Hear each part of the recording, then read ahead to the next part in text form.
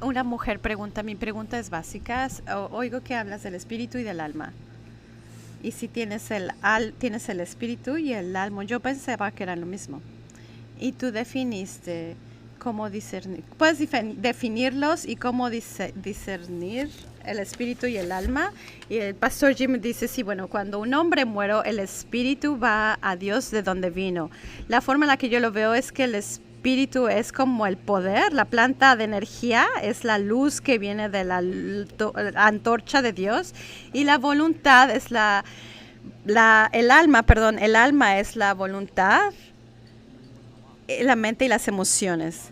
Y entonces, cuando Dios creó a Adán, solamente había un alma, pero hasta que le respiró, le sopló su aliento, entonces ahí se convirtió en un nefesh viviente. Y entonces la diferencia entre el alma y el espíritu, el alma es la personalidad, la mente, la voluntad y emociones, lo que nos hace únicos, y el espíritu es lo que nos hace estar vivos. Es como la batería, si sacas la batería del carro no funciona. Y entonces esto es irónico para los ateos, porque los ateos solo están vivos porque hay una chispa que los permite vivir, y esa chispa, utilizan esa chispa, ese espíritu, para decir que Dios no existe.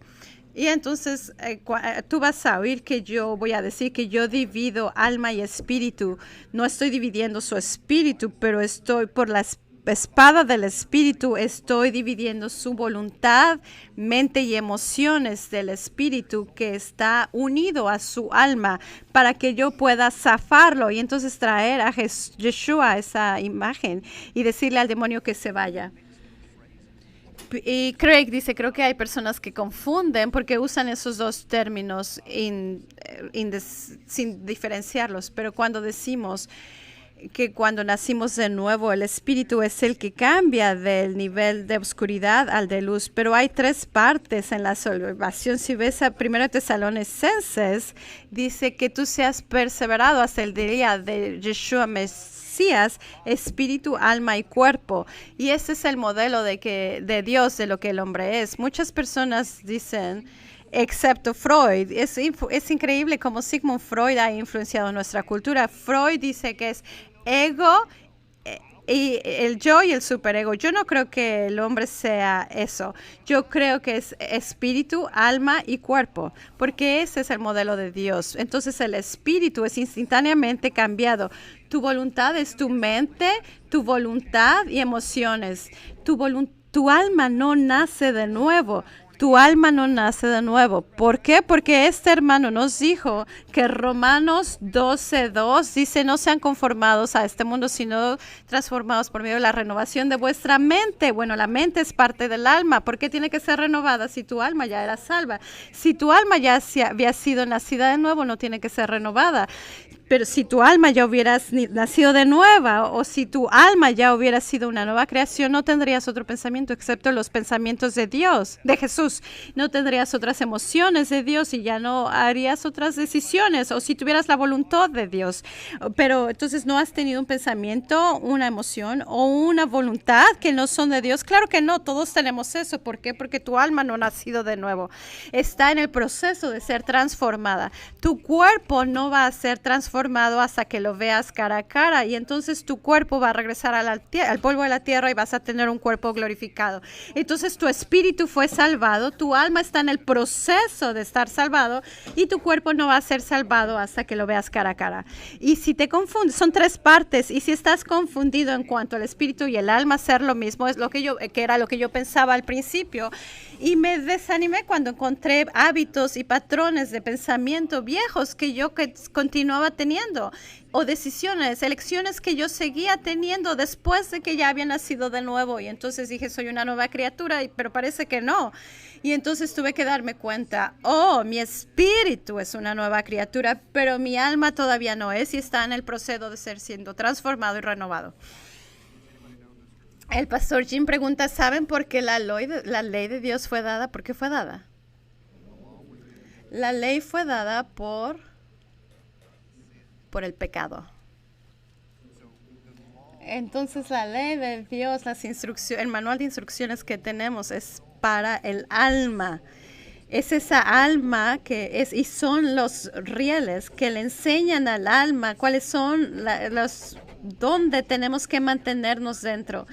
Porque busca justificación. La justificación es para salvación. Y entonces cuando dijiste que aceptaste a Jesús, tal vez en un campamento, cuando entraste, porque te pusiste enfrente porque el pastor te humilló, perdón, tuve que decir eso. Cuando fuiste salvado, tu espíritu fue justificado delante de Dios para reunirse a tu alma en la resurrección.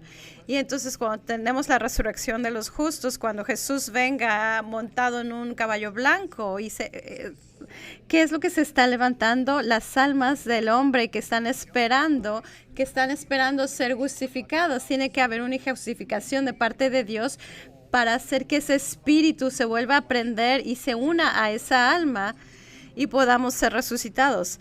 Tiene que haber una justificación. La justificación es la sangre de Cristo. Entonces, cuando alguien acepta a Cristo, entonces la justificación se completa. Y entonces hay un momento separado cuando el alma inicia el proceso de encontrarse el espíritu en el aire y entonces se transformará de la justificación y la santificación del alma y entonces el cuerpo será transformado y glorificado para ese de Cristo. Esa es la ciencia de Dios. Y eso es porque el alma es distinta del espíritu y porque la carne es distinta del alma. Todos estos tres componentes son tres que están conectados y nuestra vida aquí en la tierra, nuestro trabajo es santificarnos, separar esa alma. Sé que pastores dicen, bueno, la palabra alma se usa igual que espíritu. No, pero si tú crees que el espíritu está conectado al alma y son la misma palabra, entonces no vas a entender la jurisdicción, no vas a entender la resurrección y no vas a entender la diferencia entre santificación y justificación. Y de hecho no vas a entender el evangelio. Todo está dependiente de la separación de estas tres cosas. Y serás condenado cada vez que peques. Ese es el propósito de leer nuestras Biblias, amigos. Crear nuevos hábitos y patrones y coaching, porque estamos tratando de guardar el alma fuera de estar en ningún problema o en jurisdicción con el enemigo. Y lo estamos tratando de traer esa alma donde el espíritu ya está. Y entonces es lo que Pablo habla del hombre interior. Yo debo de crecer y hablamos mi mente, voluntad y emociones tienen que bajar y no caminar por vista sino por fe. Todas las escrituras hablan de esto en un lenguaje que no está tan claro, pero ahí está.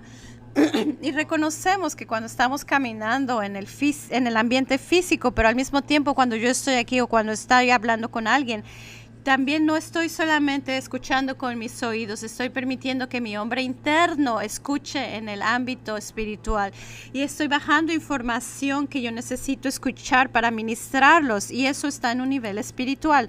Dios no nos creó solo para ser individuos solo de alma, sino para ser individuos de espíritu también. Y eso es muy interesante.